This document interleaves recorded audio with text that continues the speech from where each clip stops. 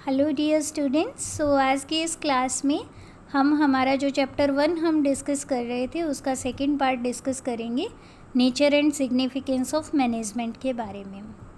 तो आज के वीडियो में हम क्या क्या डिस्कस करेंगे। सबसे पहले हम बात करेंगे नेचर ऑफ मैनेजमेंट की। इसमें हम 3 चीज़ें देखेंगे, management as an art, management as a science और मैनेजमेंट एज अ प्रोफेशन। क्या मैनेजमेंट एक आर्ट है, क्या मैनेजमेंट एक साइंस है, क्या मैनेजमेंट एक प्रोफेशन है, ये हम देखेंगे। सेकंड जो है वो है लेवल्स ऑफ मैनेजमेंट, जो टॉपिक हम कवर करने वाले हैं।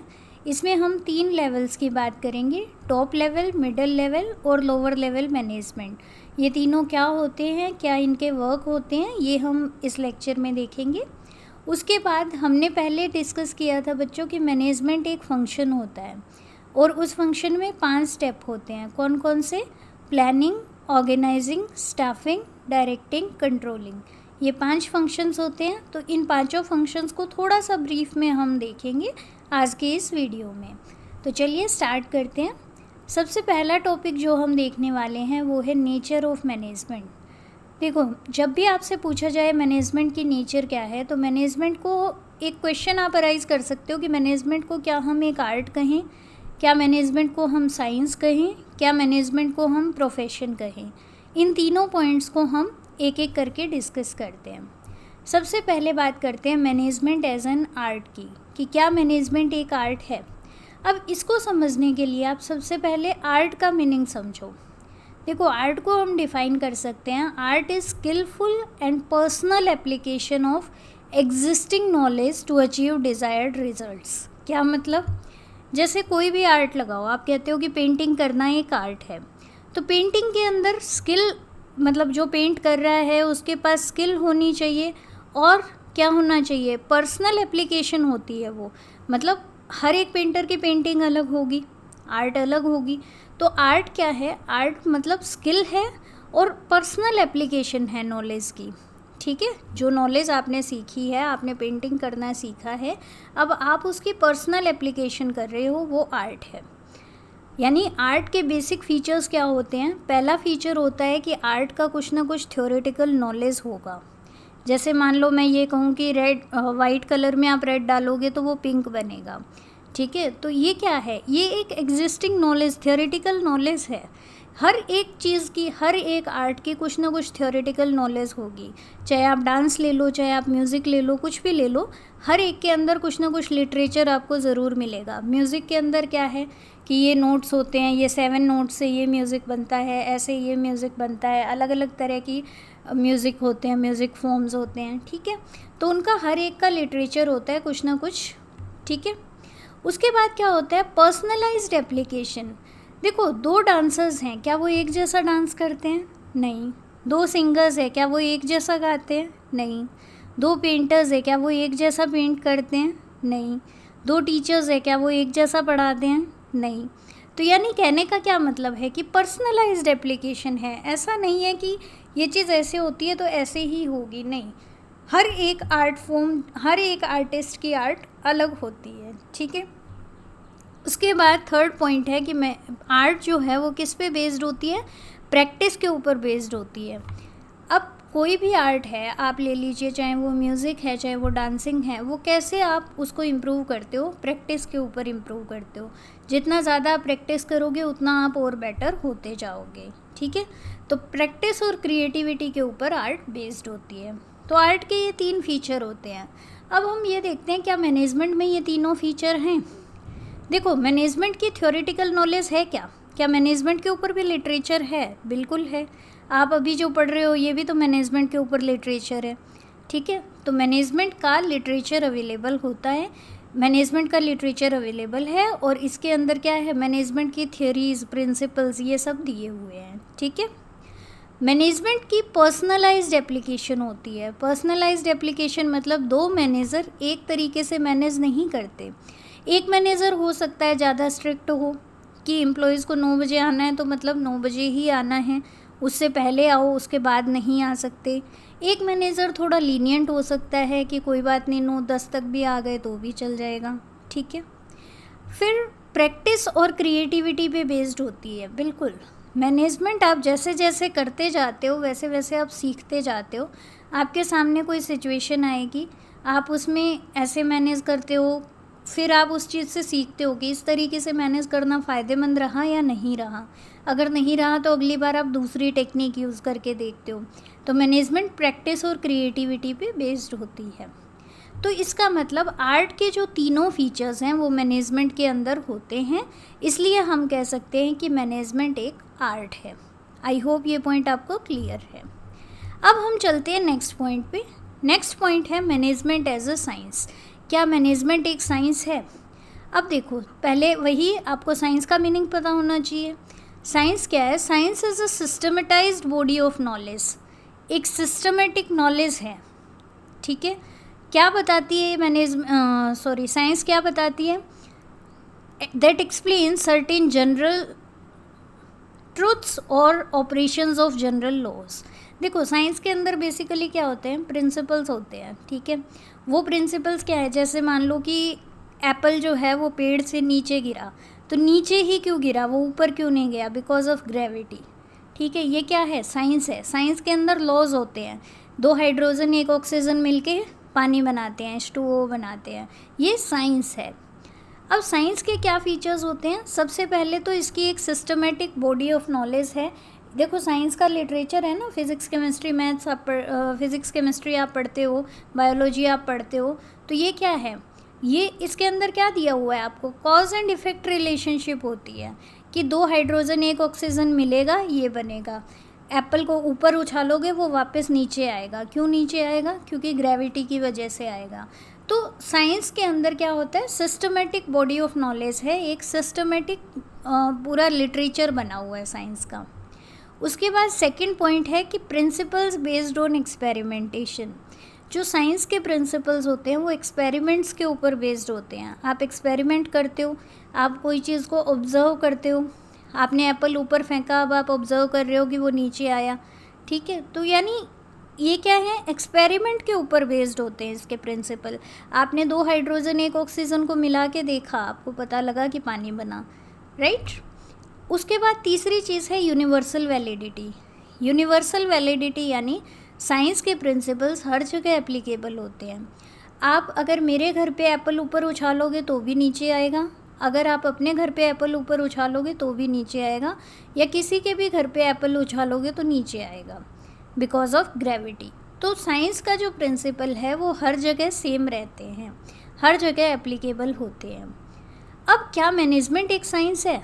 तो इन तीनों पॉइंट्स पे अगर हम बात करें, देखो, मैनेजमेंट की भी एक सिस्टमेटिक बॉडी ऑफ नॉलेज है, एक लिटरेचर है। मैंने आपको बताया मैनेजमेंट के अपने प्रिंसिपल, अपनी थियरीज़ हैं जिनके बारे में हम पढ़ेंगे भी आगे। दूसरा देखो, मैनेजमेंट के प्रिंसिपल्स क्या एक्सपेरिमेंटेशन के ऊपर बेस्ड हैं? बिल्कुल हैं। देखो, मैनेजमेंट के प्रिंसिपल्स कैसे डिराइव होते हैं कि मान लो आपने ये देखा कि अगर आप एक ग्रुप को आपने मोटिवेट किया अपने काम अचीव करने के, टारगेट अचीव करने के लिए, दूसरे को आपने मोटिवेट नहीं किया, आप देखते हो कि इस ग्रुप की परफॉर्मेंस ज़्यादा बेटर है, इस ग्रुप की परफॉर्मेंस अच्छी नहीं है, तो आपने एक एक्सपेरिमेंट किया। इस एक्सपेरिमेंट के बेस पे आपको क्या पता लगा कि मोटिवेटेड वर्कर्स जो हैं वो ज़्यादा अच्छा काम करते हैं, ओके। तो इसका मतलब ये है कि इसके प्रिंसिपल्स जो हैं वो एक्सपेरिमेंट के थ्रू ही बनाए हुए हैं। अब बात आती है यूनिवर्सल वैलिडिटी की कि क्या ये सब जगह एप्लीकेबल होते हैं? तो आंसर इज़ नो। क्यों नो? क्योंकि देखो, साइंस के प्रिंसिपल ऐसा है कि हर जगह सेम रिजल्ट देंगे। 2 हाइड्रोजन 1 ऑक्सीजन मिला के हर जगह आपका पानी ही बनेगा, लेकिन साइंस के अंदर मैनेजमेंट के अंदर ऐसा नहीं है। मैनेजमेंट में क्या होता है, जैसे मान लो आपने ये रिज़ल्ट निकाला, लेकिन कई बार हो सकता है कि मोटिवेशन देने के बावजूद भी लोग अच्छा काम ना करें। आपने रिज़ल्ट ये निकाला कि मोटिवेशन देने से काम अच्छा करते हैं लोग, लेकिन कई जगह हो सकता है मोटिवेशन देने से भी काम अच्छा ना करें, क्योंकि मैनेजमेंट जो है वो ह्यूमन बींग से रिलेट करती है, और ह्यूमन बींग्स के ऊपर आप इतना शॉर्ट नहीं हो सकते कि ये चीज़ ऐसे करेंगे तो ऐसे ही होगा। ह्यूमन बिहेवियर को प्रेडिक्ट करना इतना ईजी नहीं है। इसलिए हम क्या कह सकते हैं कि मैनेजमेंट जो है पूरी तरीके से साइंस नहीं है। हालांकि मैनेजमेंट साइंस की तरह है, क्योंकि इसमें पहले 2 फीचर्स तो हैं, लेकिन क्योंकि इसकी यूनिवर्सल एप्लीकेबिलिटी नहीं है, इसलिए हम इसको इनएग्जैक्ट साइंस कह सकते हैं। इनएग्जैक्ट का मतलब एग्जैक्ट साइंस नहीं है, ये बिल्कुल ठीक साइंस नहीं है, लेकिन साइंस से रिलेटेड ज़रूर है ये। ओके, आई होप ये चीज़ आपको क्लियर हो गई है। अब हमने मैनेजमेंट एज एन आर्ट भी पढ़ लिया, एज अ साइंस भी पढ़ लिया। अब हम पढ़ेंगे मैनेजमेंट एज अ प्रोफेशन के बारे में।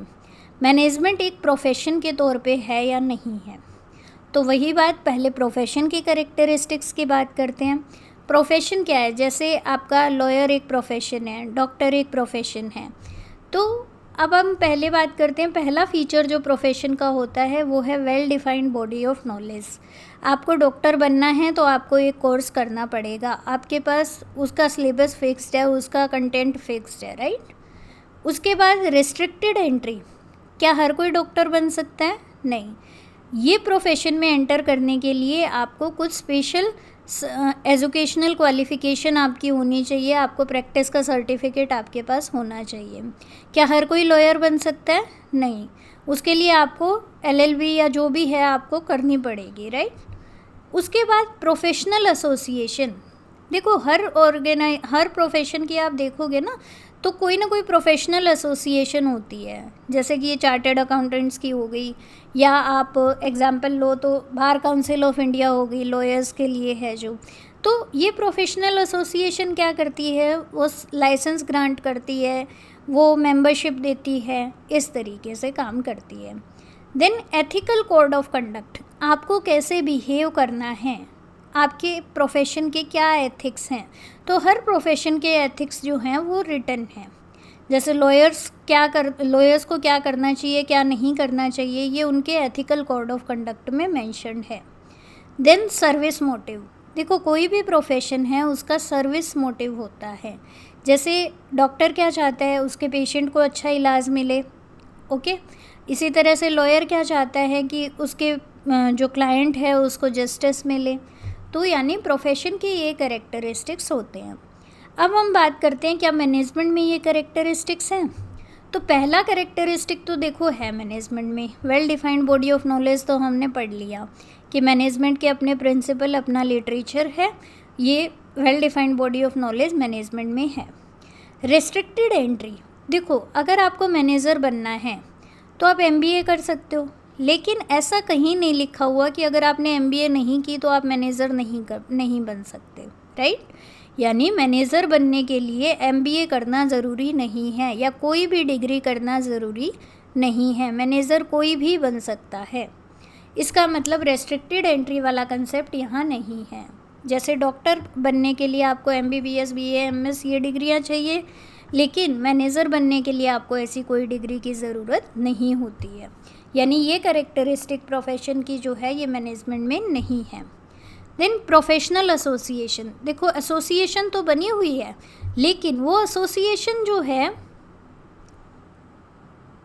लेकिन उस एसोसिएशन का मेंबर होना ज़रूरी नहीं है, राइट। ये आपको ध्यान रखना है कि एसोसिएशन है, लेकिन ऐसा ज़रूरी नहीं है कि आपको उस एसोसिएशन का मेंबर होना पड़ेगा। ऑल इंडिया मैनेजमेंट एसोसिएशन है, लेकिन आपको मैनेजर बनने के लिए उसका मेंबर होना ज़रूरी नहीं है। फिर आता है एथिकल कोड ऑफ कंडक्ट, देखो ऐसा कोई एथिकल कोड ऑफ कंडक्ट अब तक मैनेजर्स के लिए नहीं बना है, या कुछ गाइडलाइंस दी भी गई हैं तो भी वो मतलब ऐसे नहीं है कि आपको करना ही होगा। Then service motive, service motive का मीनिंग देखो, मैनेजर क्या चाहता है, मैनेजर अब बिजनेस के लिए काम कर रहा है मैनेजर, तो क्या चाहेगा वो, प्रॉफिट मोटिव उसका मेन हो जाता है, ठीक है। तो इसका मतलब हम क्या कह सकते हैं कि प्रोफेशन के कुछ एक कैरेक्टरिस्टिक्स मैनेजमेंट में हैं, लेकिन सारे कैरेक्टरिस्टिक्स मैनेजमेंट में नहीं हैं। तो हम ये कह सकते हैं कि धीरे धीरे मैनेजमेंट जो है वो एज अ प्रोफेशन इवॉल्व हो रहा है। IIM जैसे इंस्टीट्यूट जो बने हैं वो इसमें स्पेशलाइज्ड कोचिंग दे रहे हैं, और भी अच्छे इंस्टीट्यूट हैं जो MBA वगैरह ऑफ़र करते हैं, वो मैनेजमेंट को प्रोफेशन बनाने की कोशिश कर रहे हैं। लेकिन अभी तक के लिए हम कह सकते हैं कि मैनेजमेंट जो है वो प्रोफेशन नहीं है, ठीक है। अब नेक्स्ट हम करते हैं लेवल्स ऑफ मैनेजमेंट की बात। देखो मैनेजमेंट के हमने एक चीज़ पढ़ी थी कि मैनेजमेंट में काफ़ी सारे लोग होते हैं। जब हम कंपनी के मैनेजर्स की बात करते हैं तो वो मैनेजर अलग अलग लेवल पे होते हैं। जैसे मैं आपको छोटा सा एग्जांपल दूं, आप अपने स्कूल की बात करो। स्कूल में आपके प्रिंसिपल्स हैं सबसे ऊपर, प्रिंसिपल से नीचे एचओडीज़ होंगे, हर डिपार्टमेंट के अलग एचओडीज़ होते हैं, और एचओडीज़ के नीचे बाकी फैकल्टी मेंबर होंगे, और फैकल्टी मेंबर के नीचे आप स्टूडेंट्स हो। ठीक है, अब ये अलग मैनेजमेंट का लेवल है, ये अलग मैनेजमेंट का लेवल है, और ये अलग मैनेजमेंट का लेवल है। प्रिंसिपल आएंगे टॉप लेवल मैनेजमेंट में, जो आपके हेड ऑफ डिपार्टमेंट है ये आएंगे मिडिल लेवल मैनेजमेंट में, और लोअर लेवल मैनेजमेंट में आएंगे बाकी फैकल्टी मेंबर। अब अगर हम बात करें सबसे ज़्यादा पावर किसके पास होती है, तो सबसे ज़्यादा पावर टॉप लेवल मैनेजमेंट के पास होती है। सबसे कम पावर किसके पास होती है, तो सबसे कम पावर लोअर लेवल मैनेजमेंट के पास होती है, राइट। टॉप लेवल मैनेजमेंट का काम क्या है, ओवरऑल सारे ऑर्गेनाइजेशन को देखना, पूरी स्कूल को देखना। लोअर लेवल मैनेजमेंट जो है वो नीचे वर्कर्स जो हैं उनको देखती है, या आप कहो स्टूडेंट्स को देखती हैं। ठीक है, तो अभी हम इनको एक एक करके डिस्कस करते हैं। अभी के लिए आप ये समझिए कि मैनेजमेंट के 3 लेवल्स होते हैं, टॉप लेवल, मिडिल लेवल और लोअर लेवल। चलिए, सबसे पहले हम बात करते हैं टॉप लेवल मैनेजमेंट की। टॉप मैनेजमेंट के अंदर कौन आते हैं, जो सीनियर मोस्ट एग्जीक्यूटिव्स हैं, सीनियर मोस्ट एग्जीक्यूटिव्स ऑर्गेनाइजेशन के, वो टॉप लेवल मैनेजमेंट में आते हैं। इसमें कौन कौन आता है, चेयरमैन आता है, वाइस प्रेसिडेंट, सीईओ यानी chief executive officer, COO chief operating officer, president, vice president, ये सब किस में आते हैं, टॉप लेवल मैनेजमेंट में आते हैं। टॉप लेवल मैनेजमेंट का काम क्या है, देखो टॉप लेवल मैनेजमेंट के अंडर सारे डिपार्टमेंट्स आते हैं, चाहे प्रोडक्शन डिपार्टमेंट है, परचेज डिपार्टमेंट है, सेल्स डिपार्टमेंट है। तो इन सारे डिपार्टमेंट्स की एक्टिविटीज़ को मैनेज करना किसका काम हो जाएगा, इनके बीच में कोऑर्डिनेशन बनाना, इन सब डिपार्टमेंट्स के बीच में कोऑर्डिनेशन बनाना किसका काम हो जाएगा, टॉप लेवल मैनेजमेंट का। जैसे प्रिंसिपल का काम है कि सारे डिपार्टमेंट्स के बीच में, सारे जो भी डिपार्टमेंट्स है अलग अलग, हिंदी का अलग डिपार्टमेंट, इंग्लिश का अलग है मान लो, तो उनके बीच में कोऑर्डिनेशन बनाना। उसके बाद to ensure survival and welfare of organisation. देखो टॉप लेवल मैनेजमेंट पूरी कंपनी के लिए काम करता है, तो पूरी कंपनी के गोल्स डिसाइड करना, पूरी कंपनी के लिए स्ट्रेटेजी बनाना, पूरी कंपनी के वेलफेयर इंश्योर करना, ये इंश्योर करना कि पूरी कंपनी चलती रहे, ये सब किसकी जिम्मेवारी है, टॉप मैनेजमेंट की जिम्मेवारी है। ये मिडिल लेवल को इंस्ट्रक्शन देते हैं, मिडिल लेवल मैनेजमेंट को इंस्ट्रक्शन देते हैं। ठीक है, अब हम पढ़ते हैं मिडिल लेवल मैनेजमेंट के बारे में। तो मिडिल लेवल मैनेजमेंट क्या है, टॉप लेवल और लोअर लेवल के बीच में आती है, राइट। इसमें आते कौन कौन हैं, इसमें आपके डिवीज़न हेड्स आते हैं। डिवीज़न हेड्स यानी अलग अलग डिपार्टमेंट के जो हेड्स होते हैं। जैसे आपके यहाँ परचेज़ डिपार्टमेंट है तो उसका हेड परचेज़ मैनेजर होगा, प्रोडक्शन डिपार्टमेंट का हेड प्रोडक्शन मैनेजर होगा। ठीक है, इसी तरह से मार्केटिंग डिपार्टमेंट का हेड मार्केटिंग मैनेजर होगा। तो ये सब इसके अंदर आते हैं। इनकी की एक्टिविटीज़ क्या हैं, मेन एक्टिविटीज़ क्या हैं। सबसे पहले तो जो टॉप लेवल ने प्लान बनाए हैं उनको इम्प्लीमेंट करने का काम कौन करता है, डिविज़नल हेड्स करते हैं, यानी मिडिल लेवल मैनेजमेंट करती है। इसके अलावा अपने जूनियर्स को मोटिवेट करना। इनके जूनियर कौन है ये बताइए आप। टॉप लेवल मैनेजमेंट के जूनियर होते हैं मिडिल लेवल मैनेजर, और मिडिल लेवल मैनेजर के जूनियर होते हैं लोअर लेवल मैनेजर। ठीक है, तो टॉप लेवल वाले किसको मोटिवेट करेंगे, मिडिल लेवल वालों को, और मिडिल लेवल वाले किसको मोटिवेट करेंगे, लोअर लेवल वालों को। और ये लोअर लेवल के मैनेजर अपना काम अच्छे से करें, ये रिस्पॉन्सिबिलिटी भी, ये उनको ओवरसी करने की रिस्पॉन्सिबिलिटी भी मिडिल लेवल मैनेजर्स की होती है। ठीक है, ये अपने अपने डिपार्टमेंट्स को देखेंगे। देन बात हम करते हैं लोअर लेवल मैनेजमेंट की। लोअर लेवल मैनेजमेंट को हम सुपरवाइजरी या ऑपरेशनल मैनेजमेंट के तौर पे भी जानते हैं। इस चीज़ को प्लीज़ ध्यान रखिएगा, ये सिंगल मार्क क्वेश्चन आपका बन सकता है। तो सुपरवाइजर्स किसके अंदर आते हैं, फोरमैन किसके अंदर आते हैं, लोअर लेवल मैनेजर्स के अंदर आते हैं। इनका काम क्या होता है, देखो ये वर्कर्स को देखते हैं, यानी जो वर्कर्स एक्चुअल में काम कर रहे हैं उनको ओवरसी करने की, उनको सुपरवाइज करने का काम इनका होता है, इसलिए हम इनको सुपरवाइज़र बोलते हैं। ठीक है, तो इनका पहला काम क्या है, वर्कर्स को देखना कि वर्कर्स अपना काम सही से कर रहे हैं या नहीं कर रहे हैं, वर्कर्स अपना काम की क्वालिटी सही रख रहे हैं या नहीं रख रहे, वर्कर्स की सेफ्टी है या नहीं है, वर्कर्स की प्रॉब्लम अगर कोई आती है तो उनसे डील करना भी इनका काम होता है। यानी कहने का मतलब क्या है, लोअर लेवल वाले जो हैं वो वर्कर्स से रिलेटेड काम करेंगे, वर्कर्स को देखना, वर्कर्स का चेक करना काम, वर्कर्स की प्रॉब्लम को सॉल्व करना, ये सब कुछ लोअर लेवल मैनेजमेंट का काम होता है। तो आई होप ये तीनों मैनेजमेंट के लेवल आपको क्लियर हो गए। अब हम चलते हैं नेक्स्ट टॉपिक पे, फंक्शंस ऑफ मैनेजमेंट। देखो मैंने आपको कल बताया था कि मैनेजमेंट एक प्रोसेस है, और जब मैं कहती हूँ कि मैनेजमेंट एक प्रोसेस है तो इसका मतलब क्या होता है कि इसके अंदर अलग अलग स्टेप्स हैं, राइट। मैंने बताया था प्रोसेस यानी जिसके अंदर अलग अलग स्टेप्स होते हैं। तो मैनेजमेंट में भी 5 स्टेप्स होते हैं, 5 फंक्शंस होते हैं मैनेजमेंट के। एक्सट्रीमली इम्पॉर्टेंट क्वेश्चन आपसे सीधा भी पूछा जा सकता है कि फंक्शंस ऑफ मैनेजमेंट कौन कौन से हैं। तो कौन से फंक्शन हैं? Planning, organising, staffing, directing, controlling. देखिए इन पांचों को हम आपके इस सिलेबस में पूरा डिटेल से पढ़ेंगे, लेकिन अभी के लिए आप इनका मीनिंग समझते रहिए कि क्या क्या मीनिंग होता है। सबसे पहले आप चलिए प्लानिंग के ऊपर। प्लानिंग का मतलब क्या होता है? देखो ऐसी टर्म नहीं है जो आपने पहली बार सुनी होगी। प्लानिंग एक ऐसी टर्म है जो आप डेली यूज़ में यूज़ भी करते हो। कैसे? जैसे आप कहीं घूमने जाना है आपको, तो आप प्लानिंग करते हो। तो प्लानिंग में आप क्या डिसाइड करते हो? प्लानिंग में आप अपना टारगेट सेट करते हो और उस टारगेट को कैसे अचीव करना है ये डिसाइड करते हो। जैसे कंपनी ने ये सोचा कि इस बार हमें 1000 यूनिट की सेल करनी है, इस महीने में हमें 1000 कारें बेचनी हैं, तो अब कंपनी उस अकॉर्डिंग प्लान बनाएगी। ये टारगेट सेट कर लिया, अब उस अकॉर्डिंग प्लान बनाएगी कि कितनी कारें बनानी पड़ेंगी, कितना सामान परचेज़ करना पड़ेगा, कितना डिस्काउंट देना पड़ेगा, right.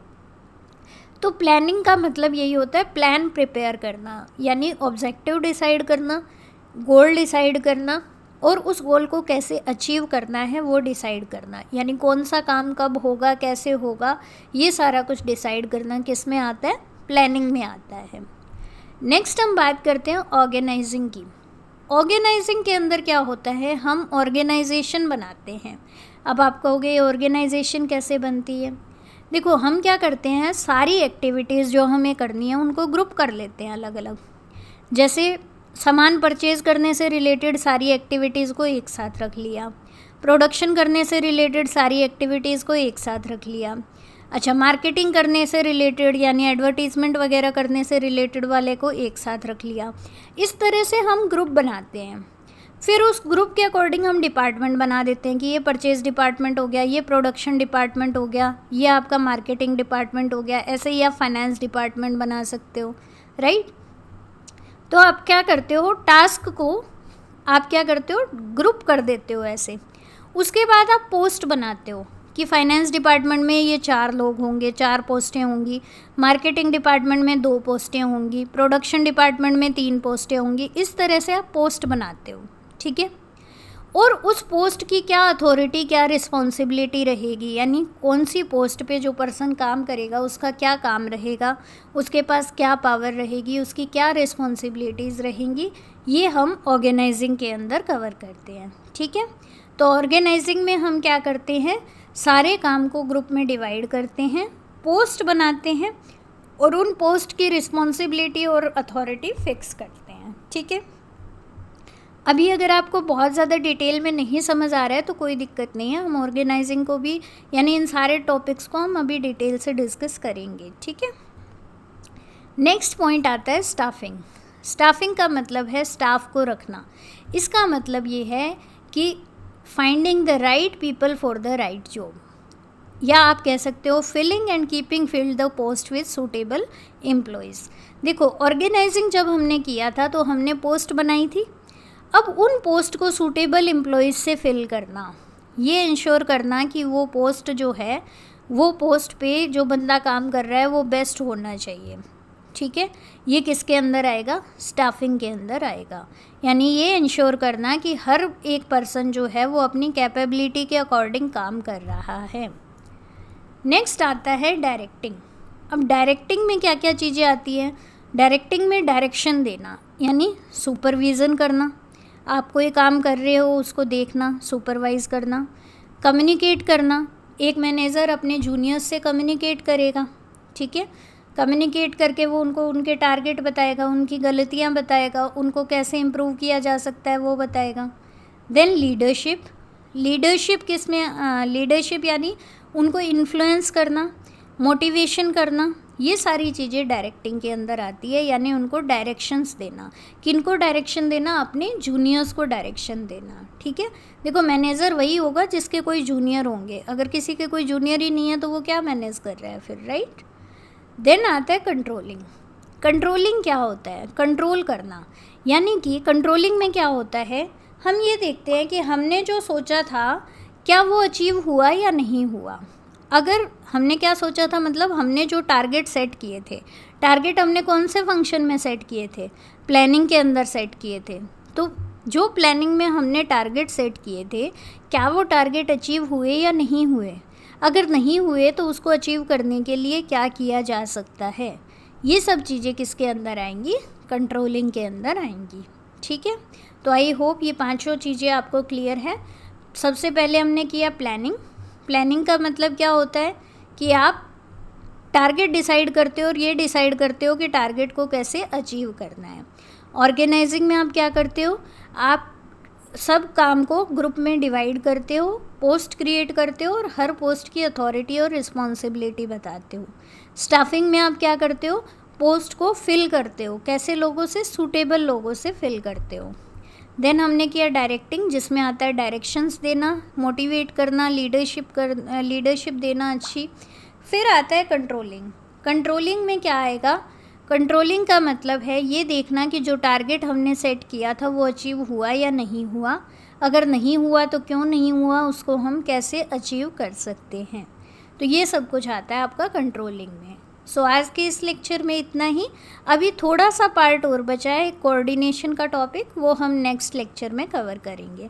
Thank you so much for your time. Have a good day.